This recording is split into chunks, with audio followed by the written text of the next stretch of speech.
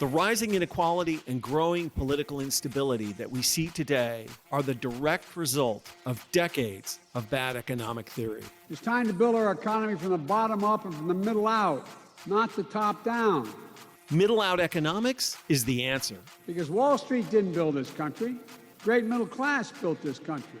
The more the middle class thrives, the better the economy is for everyone, even rich people like me.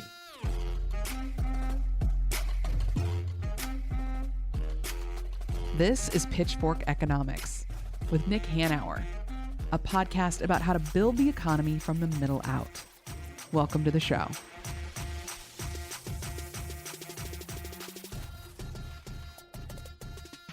Goldy, today we're going to talk about one of our favorite subjects. And, when you're right. The world is definitely catching up to an idea that we've been kicking around for a long time, which is this idea of social housing, the idea of using government dollars, not necessarily tax dollars, but borrowed government money to develop workforce housing in cities and use the public's power of the purse effectively to build housing at scale and to keep the price of it at affordable rates. When you say workforce housing, what we mean is housing affordable to the middle class. Yes, correct. To ordinary working people, Humans. People who aren't poor, people who aren't Rich like you, just people in the middle, earning somewhere in that 80 to 120% of area median income, the middle class, which nothing is built for them. That's right. Nothing. I mean, there's some subsidies for very low income housing. There's a shit ton of expensive housing being built, but why would you build towards the middle when you can make more money building at higher the top. up? Yeah.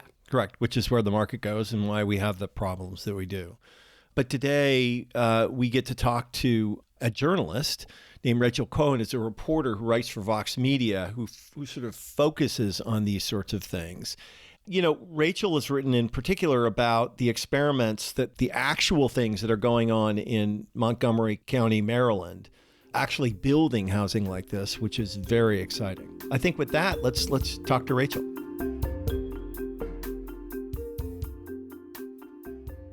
Hi, I'm Rachel Cohen. I am a policy correspondent at Vox.com.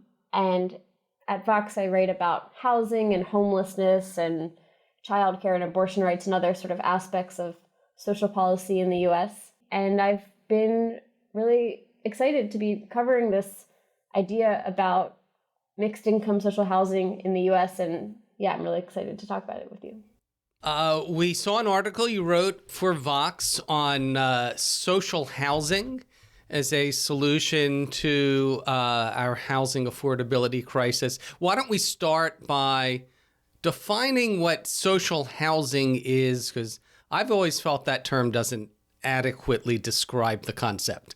Yeah, and the concept, the term, people do use different words, and I think part of that also has to do with the American historical context.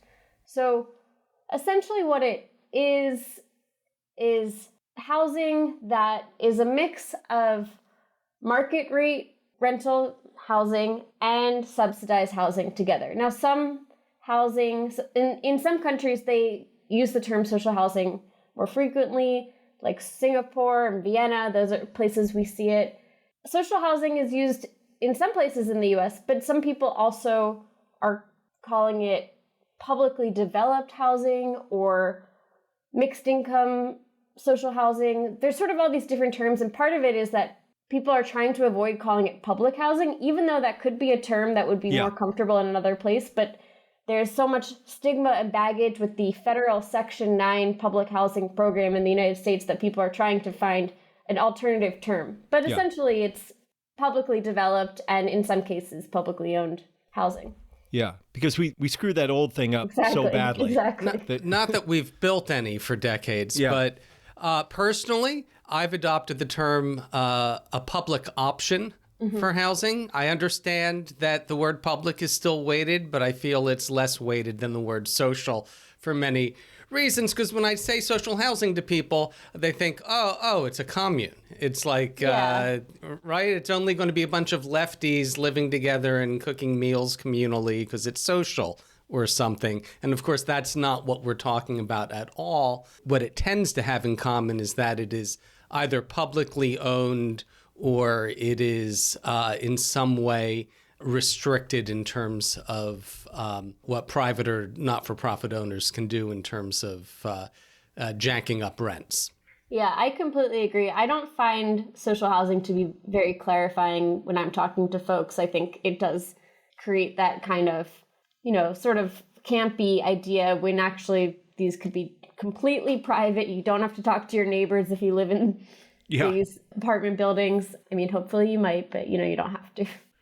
So can I level set just a little bit more? Sure. Because I think it's so important. I think so. We have been talking about and thinking about this idea for quite a long time now and have felt strongly like it is kind of the answer to affordable housing in certainly here, but it's the best solution we've been able to find from around the world. But the economic common denominator of this idea is that you use public money, borrowed public money, effectively, to develop housing. And crucially, the public continues to own that housing effectively in perpetuity. Because the problem that we're trying to address is maintaining housing at rents that people can afford rather than putting it in the hands of people who, for obvious reasons as a private owner, would want to maximize the return on that investment over time by raising rents to the very limit of what the market will bear. So do you agree with that way of understanding this idea? I think one piece of it that's important to think about is that unlike traditional subsidized housing, the government in building these mixed income, social housing, public housing options actually can make returns too. It's more cost effective. They're not just spending in this way. They have access to certain kinds of financing that makes it, they're basically playing the same role as the private developer in New York, but they're not seeking as great of returns as maybe that company. So I think something that has been really appealing to housing officials in cities about this model is they actually see this as something that they can do on top of the affordable housing strategies they were already doing. Yeah. And it can actually be sort of a smart financial move for the city because they're increasing their assets. They're, they can collect rents. They're not going to be just spending at a loss over decades, which is new.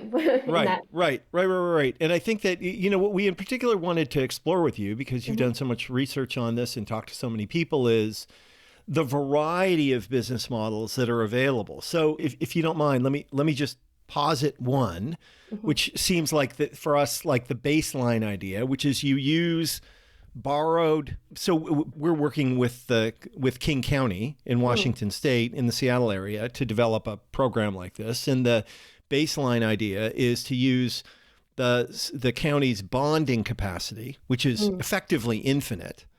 Billions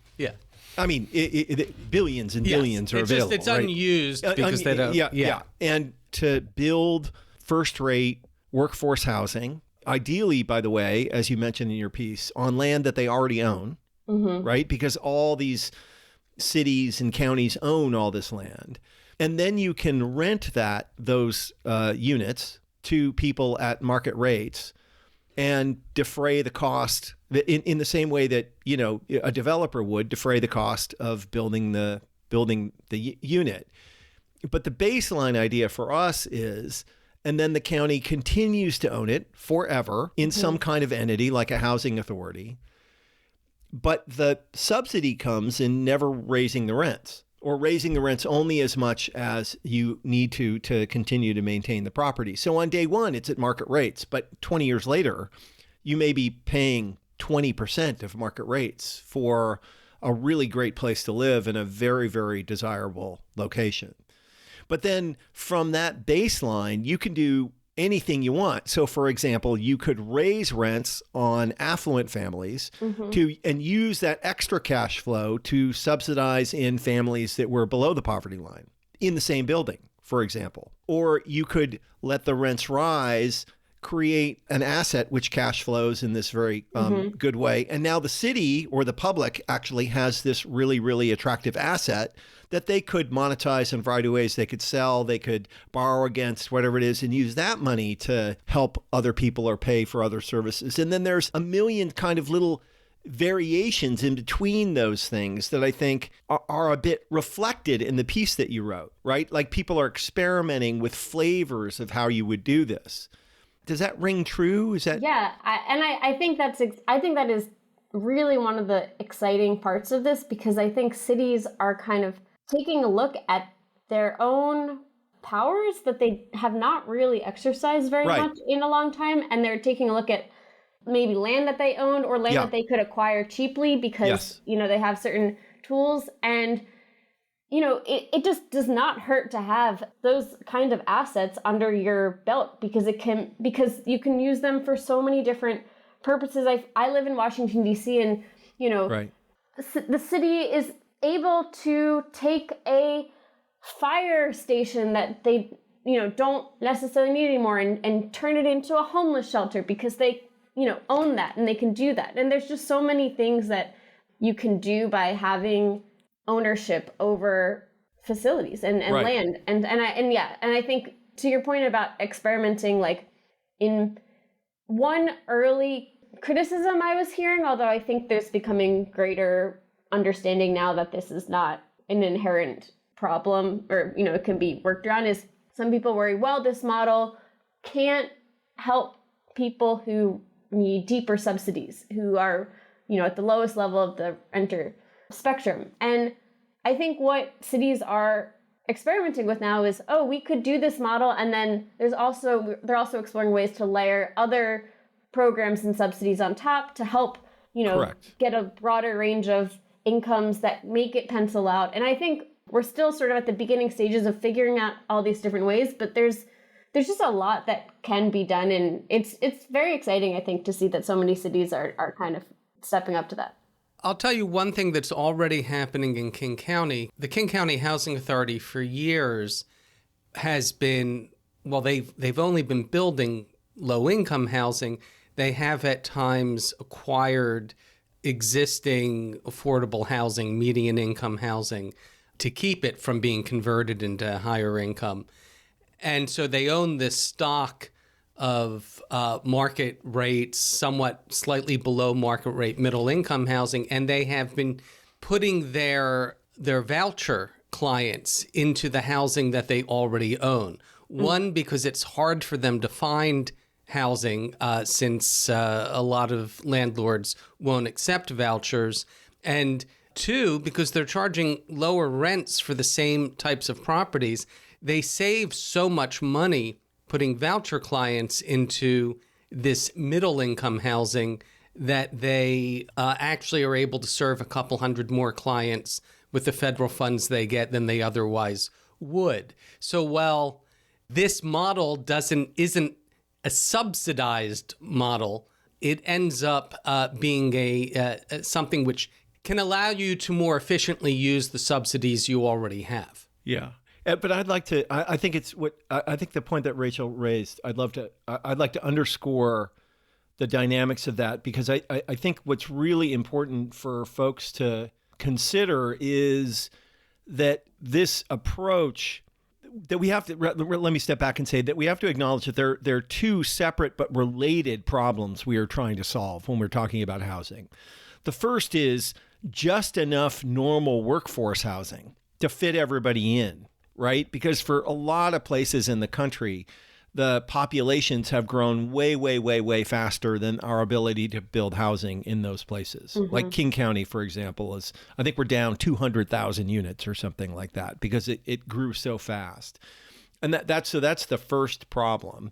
And the second problem is, 50 years of neoliberalism, which impoverished so many people that we need a huge stock of low-income housing. But it is very expensive to provide low-income housing to people because you have to subsidize it. It is effectively free to build workforce housing using borrowed public money and charging market rates. Well, right? rent's sufficient to cover the bonds and Correct. And So, operations and that's right. So for the and public, upkeep there's and so forth. no real big outlay for the latter, but for the former, subsidized housing, of course, is very expensive. But over time, the more housing you build, the easier it is to subsidize people into it, I guess. Yeah, and I think one of the interesting things to me about watching cities kind of perk up as they grasp and start to understand this idea more is this doesn't take away from the funding that they have to build, LIHTC credits or whatever.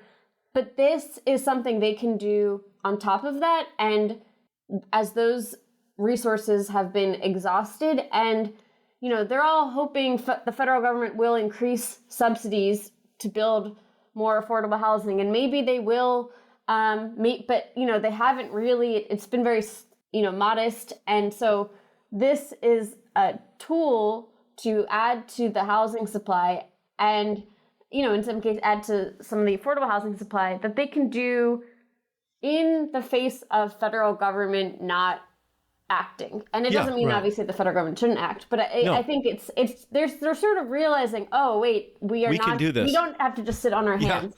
Yeah. Right. No, well, for sure. And just I want to interrupt just for listeners when Rachel said LIHTC, that's the low-income housing tax credit, which is the main means by which the federal government subsidizes the building of low-income housing. When we say low-income, we generally mean very low-income housing. But that's not what we're talking about here. Building, again, we started off by talking about the baggage that the term public housing has.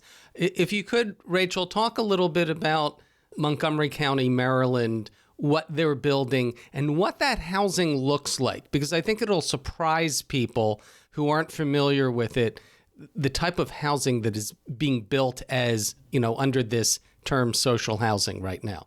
Yeah, so Montgomery County, Maryland, which is a suburb basically just outside of Washington, D.C., it is kind of the furthest along right now in moving this model forward, although we've really seen a lot of more people step up over the last 18 months. But Montgomery County, deservedly gets a lot of credit and attention because they've been, they've been doing this, and now they are at the point where they actually have this isn't just an idea on paper. They have buildings built that were publicly developed that are leased up and working as we're talking about. So that's what makes, a lot of people have been looking to Montgomery County, talking to their housing officials, trying to figure out how to do it. And so it's very common to hear the Montgomery County model phrase in this space. And I think something that they had advantage to start early is that they had someone on staff with kind of this real estate financing background who knew how to do it. And a lot of housing authorities do have the legal authority to do some of this stuff, but they didn't actually have any staff with that knowledge, on board. So that's sort of how they had started. But to also, I guess, to add to that, Maryland recently passed a law to help other jurisdictions in the state do what Montgomery County is doing to help spread that kind of knowledge and capacity. So I think a common thing that has happened in the last year, some people like to say, oh, well, it couldn't work where we live because we're not Montgomery County has more money or they're more affluent. It's just not possible. And I think that's not true. I think that there's a lot of people right now trying to figure out how can we spread the kind of playbook on how to do this and how do we kind of help local housing agencies feel more empowered. And we're seeing that. That's why, recently Chattanooga stepped up, Atlanta stepped up. I'd like to know just a description for our listeners about what the actual housing they've built looks like, as opposed to this concept of public housing as being dirty, graffitied, towers with broken elevators. The stuff they're building, what it looks like compared to what you might rent on the private market. I mean, it looks like something you might rent on the private market. It honestly looks like a nice apartment building. I would definitely live there. You can walk around there. It's near, they're building units near transit. They have these like glistening lobbies, like these sleek kitchens. It really, I have some photos in my article of one that opened in April 2023. It's this, 268 unit apartment building, and it looks so nice. I think if you didn't know that some of it was developed by the government when you walked in, you would have no idea, like if no one told you, because it just looks like a normal, nice rental building. And that was their goal. They have a fitness center, they have multiple gathering spaces, they even have a courtyard pool. And I think part of their goal was to make something that is just nice. And it's not something that you're stigmatizing. There's no reason that government developed housing has to look bad. In fact, we know how to make it look good. And so I think that's a very powerful idea. And it's going to take a long time to get people to think public housing is not just Chicago in the, 60s. Cabrini 70s. Green. Yeah. But I think every time there's a new case example that we can point to, that is going to help. And pretty soon it's going to be, I think, hard to argue that governments all across the country can't do this. Can you talk a little bit more about the differences in approach that people are taking from your research? Like, what do they do? So they're doing certain thing in Montgomery. They're doing other things in Boston, Atlanta. It's all sort of variations on a theme, but what are the differences? Yeah. So, in Atlanta, they created this kind of new entity that's going to be sort of managing and overseeing it, whereas in Montgomery County, they had sort of existing infrastructure already when they started, so it kind of changed how they were. Like, a lot of it has to kind of do with, okay, what's going to be the entity that's sort of working with these, various different partners and looking at these bids. And in Rhode Island, for example, they're looking to make sort of a state-level public developer, which is a little different than we've seen in some other states. So yeah, I think, but it's a county-sized state. That's true. That's true. Yeah, but I think the idea is some places you're seeing more interest from the state to get involved. So we are seeing that a little bit in Massachusetts, although they're not fully there yet. But you could have states getting sort of lending assistance, like we just saw in Maryland. You could have it just be on a city or county basis. They might be integrating it with their local housing authority, or maybe they make some sort of new, public-private corporation that helps lead these projects. There's definitely a lot of different ways, and I think there's this one thing called the Center for Public Enterprise, and they've been really leading a lot of the intellectual work and working with city agencies, and I think we're going to continue to see kind of a playbook model of best practices emerge. I know next week there's Bloomberg Philanthropy and the Aspen Institute are having their annual City Lab conference, and they're flying 500 mayors out there. And I know there's actually going to be a panel on this idea there. They're bringing someone from Montgomery County and someone from Atlanta, and they're going to have someone, I think, from Singapore talk about social housing. So I think that is also really encouraging how they're sort of spotlighting the idea next week. Why do you think all of a sudden there's this attention and talk about this? And by all of a sudden, I really mean over the last year or two, because like I said, I've been looking at this for about 12 years. And I can tell you when I first started talking and writing about it, it got, blank stares and eye rolls. Yeah, I'm also really interested to hear how, where you first started paying attention to it. But I think I think there's a couple of reasons why it's gotten big in the last year. The first is that Montgomery County, as I said, actually just made it a reality. It was no longer sort of just an idea. They could finally point to this beautiful building that people want to live in. And so it was like something that other cities could tour, and they did host actually sort of this national convening for other interested cities.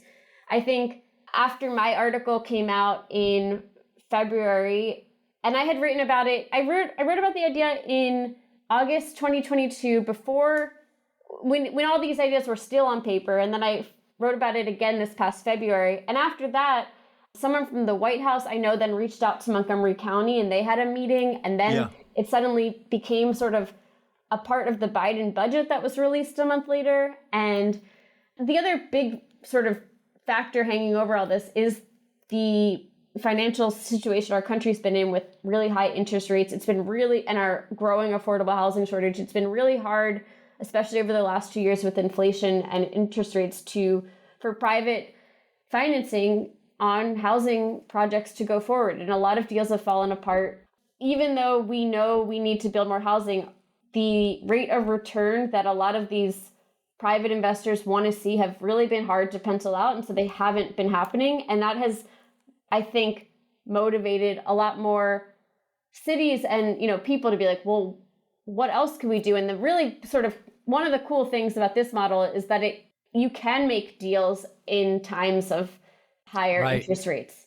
Right. Well, that, by the way, I talked about King County acquiring affordable housing. One of the ways they've been able to do it is they are able to move quickly. The housing authority had the cash lined up and could move before private developers could put together the funding, which is a huge advantage for local governments since they have access to this to the bond markets in the way that private investors don't.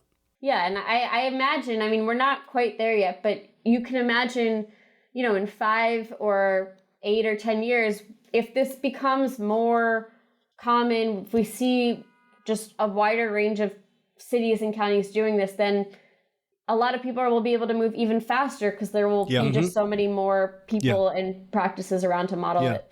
And but to be clear, I think that what's really important for listeners to take away is that this is like the only places where there seems to be not a crisis of housing, both availability and affordability, are in places on planet Earth that have really committed to some version of this model. Because just letting the market address this has not worked outside of a dramatic downturn in the economy. Like, you show me a place where the economy is collapsing, I will show you plenty of affordable housing. Which will be scooped up by private equity in order to maximize profits down the road. Yes. Which is what happened after the housing bubble collapsed. That's right. But, absent a collapse in the economy, you show me a normal, fast-growing city, I will show you a housing shortage and a housing affordability crisis. Because the math just can't work any other way, the way in which the economic feedback loops work. Yeah, there's a real market failure. It is a total market failure, right? If you want to have a city where housing is abundant and affordable, the market will not fix this problem. Again, assuming that the city is doing well. If the city has gone into a crisis like Detroit, then of course, all bets are off. But that's not what I read in my Econ 101 textbook. I know. We should leave this to the market because the market is going to build it more efficiently and allocate resources to those who value it most. And that's why there's people who don't have housing. It's because they just don't value it the way you do. Exactly. I'm wondering, Rachel, when you talk about this, you write about this, what right now is the biggest pushback that you're hearing? The main things with people, like I grew up in Philadelphia and I lived in New York, and I can tell you my concern there, which I don't have in Seattle, is, oh my God, those governments are so corrupt. Can I really trust them to do this? Or are they just going to, give sweetheart deals to their buddies? But I after I hear from you, I'll tell you the big pushback I've heard. What have you heard? So it kind of ranges. So there's actually people who are more on the YIMBY pro-housing supply that I think have been less enthusiastic about this idea than I think it merits, because they are worried that this is going to take away energy and motivations for these other housing supply reforms we need to do, like zoning and things like that. And so there's kind of this competitive feeling. I don't think that has merit, because if you actually look at who all the people are in these cities that are doing this idea already. There are already people who are like for zoning reform and want to help build more housing. They're not exclusive ideas. There's just, I think some people are worried because they've kind of talked themselves into the idea that zoning is the only or the most important solution. And so they're, feel weird about other solutions coming on board.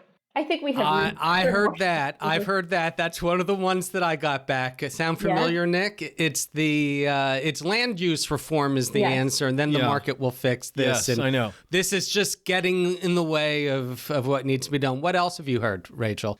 I mean, I mentioned this earlier in the show, but I think that we are going to see it at least for the next couple of years, and then maybe there will be enough case studies to advance it. But I think there's just a lot of people who sort of are like, well, that's something Montgomery County can do, but that's not going to be helpful for me, or that's not going to be helpful for most places in the city, and they're sort of a rich blue area that can do things that no one else can. And I think it's just going to take, more examples to counter that. I don't think it's true, but I think right now there is that perception from a lot of places. I don't know if that's something you guys have heard. Well, we're one of those areas like Montgomery County where we have a lot of affluence, and also, I can't say it's necessarily always a competent local government, but zero corruption. There just aren't people out there personally enriching themselves. I mean, it occasionally happens. But that's just, we don't have a culture of that out here. Very, very different from the East Coast. The big thing I've heard, and partially it's the circles I travel in, is really angry pushback from the left. Yeah. They think this is immoral, that we are not focusing on the most vulnerable first. And that if we can spend $1 billion building housing that is affordable to people earning between 80 and 120% of area median income, why aren't we spending that $1 billion on the people who need it most? And of course, the answer is because the money's not available for that, because this isn't a subsidy. Yeah. The bonds need to be repaid by the rent. We're bonding against future rent. Yeah. But, when I say, but over the next 20, 30 years, as we dramatically increase the housing supply, it's going to benefit everybody. Right. That's too slow. This is just a totally immoral approach to our housing crisis. And it's coming from inside the house, Nick. That's right. No, for sure. I think, certainly in a left-leaning city, the enemies of this will be the far left, who believe that every dollar of public spending should be devoted to helping the people at the bottom of the spectrum. And I don't disagree that those folks need help, but this is a little bit of a marshmallow test. If you do this for a while, right? If you commit public borrowed dollars to this at scale, the problem for the folks at the bottom of the spectrum in the future decline dramatically. That's how you solve the problem, is you build enough of this housing and keep it out of the market so that 10 or 20 years later, you have enough housing for everybody and you have all the housing in the world that you need to either just let people rent at those lower rates or subsidize them into. And then, of course, on the right, you have all the market fundamentalists, the people, the property developers who don't want the state intervening. And because I think that one of the biggest benefits of this over time at scale is that it puts a huge amount of downward pressure on the private market. Because, in a city where there are 40 or 50,000 units of this housing available at rates half or a third less than the sort of going rate, well, that changes the going rate, right? That really, really has a big effect on what people can charge for privately held apartment buildings or what have you. And I think I think that's to the benefit for the public. But for sure, if you're a person who owns a ton of apartment buildings, the last thing you want is for a ton more to be built and for them to be cheaper than yours. So or if you're private equity who scooped up a bunch of buildings, right? But anyway, and just on the point about people on the far left, wanting it to go elsewhere, I do think they're missing often a benefit of this model, which is that we see all the time that when affordable housing units are built with low-income housing tax credits, which in some cases are the best thing available, and I'm not saying we shouldn't use them, but they do often transition to fully market rate when the tax credits expire. And this is a way to build housing that's not going to expire in 15, 30 years, and it Correct. stays in public ownership. And so there's this like element to this model that helps strengthen, I think, the left and progressive, visions for cities. And it doesn't exclude then building those tax credits if they're available to build. But I don't know, I think we do have a problem where a lot of our affordable housing stock has turned over and now is no longer affordable. I will leave you with a metaphor that might be useful to explain this before we get to the final questions. Rachel, you wanted to know how this idea came to my attention. And it was when I was a reporter for The Stranger, a local alt weekly, covering a proposed arena deal. It was a privately funded arena, but essentially the financing mechanism for it was the city and the county would issue bonds to build it, and then the private owner would pay rent to pay off those bonds. And he was guaranteeing that he would pay enough rent, there'd be enough rent and taxes from the arena to service the bonds, and the city would ultimately own the arena. And as I looked into it, I was trying to figure out why it was what the advantage was doing it this way. And I realized, wait, so if we can bond against rents to build a basketball arena, why can't we bond against rents to build housing? And I realized we had social housing all over the country, but it was for basketball, baseball, football, and hockey teams, not for people. We were already using this model, whereas elsewhere in the world, we were using that financing model to build housing. And it just seemed so obvious to me. So when people say, why aren't we already doing it? Well, we are doing it. We've been doing it for decades. We've just been doing it for stadia and arenas. That's a good point. That's a really good point.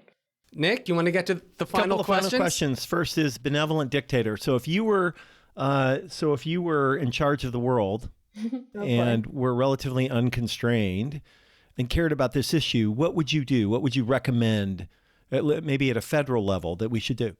I think probably would be very helpful is giving more local governments capacity and expertise in some of these financing deals, which they're legally, most of them, if not all of them, are allowed to do, but just they haven't really done it. It hasn't been a muscle that a lot of these agencies have exercised in the last couple decades.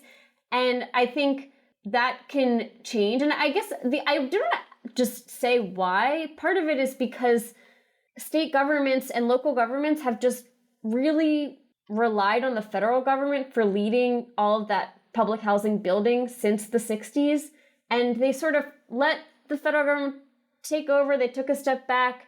And then when Congress under Reagan and Clinton slashed the budgets, no one really then stepped back up to fill the void. So I think if I had a magic wand, I would give all these state and local governments kind of the push to lean back into what they previously did and can do again, and might just need a little bit of training and help, and maybe some new staffers with a certain set of skill sets. Because really, they've just been doing a lot of subsidies and vouchers and things like that, which is important, but I think they could do more.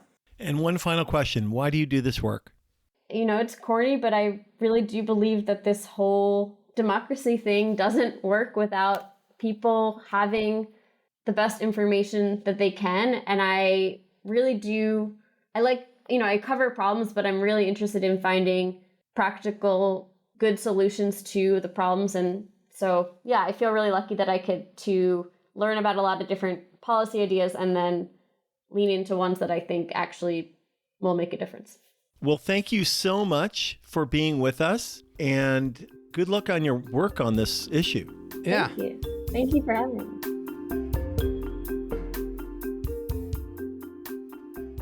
Goldy, I didn't know that's where your that whole story about the stadiums, that's where your instinct came from. Yeah, it was the Soto Arena, the Hanson Arena. Yeah, I remember. And if you remember, it was the city, and then they said, but if they also get a hockey team, then a certain amount of money will be kicked in by King County. And I could not figure out why they needed King County's involvement in this. And it was simply because Seattle has taxing authority, so they use their bonding capacity, and there's a limit to how much they can use, whereas the county has all this bonding capacity it doesn't use because it has very little taxing authority. Right. So for the extra money, they needed the county to go in, and it's like, that sent me down one of my rabbit holes, Nick, Yeah. and I realized, oh my God, they're bonding against rents. Yeah. If you can do that, you can do a lot of things. And right. And I asked, well, why don't we do this? And people said, well, obviously it's because we don't do this because it can't be done. Because if it could be done, we'd already be doing this. Yeah. Which, of course, is not true. No. I mean, the reason why we don't do this is because we don't do this, not because we can't do this. Yeah. And I think one of the interesting things is when she talked about, and we'll provide a link in the show notes to Rachel's piece on Vox, What If Public Housing Were for Everyone? When we say everyone, go and look at those photos. Or look this up yourself. There's a lot of stuff that has been written about what Montgomery County has built, partially because it's pretty spectacular. Yeah. This maybe not a place you would want to live in, Nick, because you are a billionaire. But for somebody like my daughter is looking for a place in LA, and oh my God, the crap for $3,000 a month, the shitty old buildings that are available. If you want a 2-bedroom to split with somebody, if you're going to try to live alone, you can't for under $2,000. And this is really nice stuff. And I think part of what Montgomery County has done is they built things. And I'll call it the field of dreams approach. Build it and they will come. Yeah, for sure. If you build this great housing and affordably price it, people will want it. And they'll want you to build more of it. And that's why it's so important just to get this ball rolling all throughout the country in as many places as possible and start building this to show that publicly owned housing, a public option for housing, whatever you want to call it, it's just as good. And in fact, if you look at a lot of the low-income housing that's already being built, I've toured the stuff that the King County Housing Authority has built in the past 10 years. It's the same stuff that people are renting for 3 times the price on the private market. It's always the same construction companies. We don't have public construction companies. And in many cases, it's the same developers. They're hiring private developers to build the same thing that they would build at market rates. In this case, there are these tax credits that help subsidize it. And in fact, they're using some of the same financing model because they're issuing these bonds already, which are bonded against rents, but they only cover a small portion of low-income housing. Yeah. Because the low-income housing residents can't afford to pay the full cost of paying off those bonds. And that's why those tax credits are necessary. Yeah. So, this is a very real and doable idea, Nick, and it is, unlike a lot of other solutions, it's something that we can build at scale. And that's what really excites me about this. It is really, really scalable. Yeah. The country could build millions of units doing this. Right. And not ask the taxpayers to subsidize it. Right. And the reason why it's affordable, Nick, and why it can be permanently affordable is because there is a difference between charging rent and rent seeking in the economic term. For sure.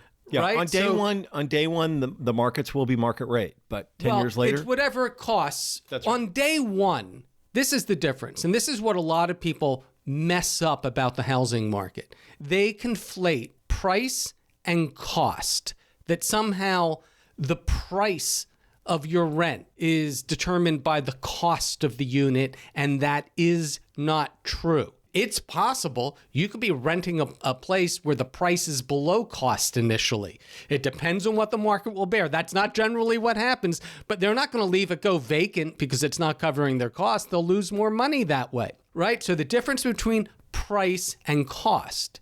And so the market, the reason why half of wherever you are in this country, whatever rents and incomes are, half of renters are paying more than 30% of their income in rent is because the market has determined that that's what they can extract from you. But when you're publicly owned, you're still charging rents, but you're not trying to maximize your profit. So you're not rent seeking from this existing capital stock anymore.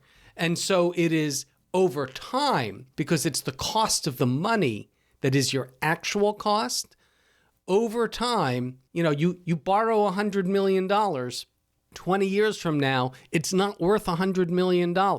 Inflation has eaten away at the value of that initial of that debt. So over time, this housing gets cheaper simply because the money is eroded away. The cost of the money erodes away. And over decades, as we've seen in places like Vienna and Singapore, over decades, it becomes even more affordable. And it's very exciting. You just have to, you and I won't live long enough to see it, Nick. But hopefully we'll live long enough to see it start to gain hold here. I agree. That's very exciting. Again, if you want to read more from Rachel Cohen, we have a link in the show notes.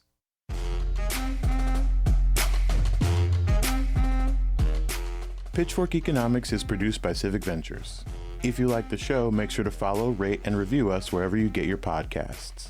Find us on other platforms like Twitter, Facebook, Instagram, and Threads at Pitchfork Economics. Nick's on Twitter and Facebook as well, at Nick Hanauer. For more content from us, you can subscribe to our weekly newsletter, The Pitch, over on Substack. And for links to everything we just mentioned, plus transcripts and more, visit our website, pitchforkeconomics.com. As always, from our team at Civic Ventures, thanks for listening. See you next week.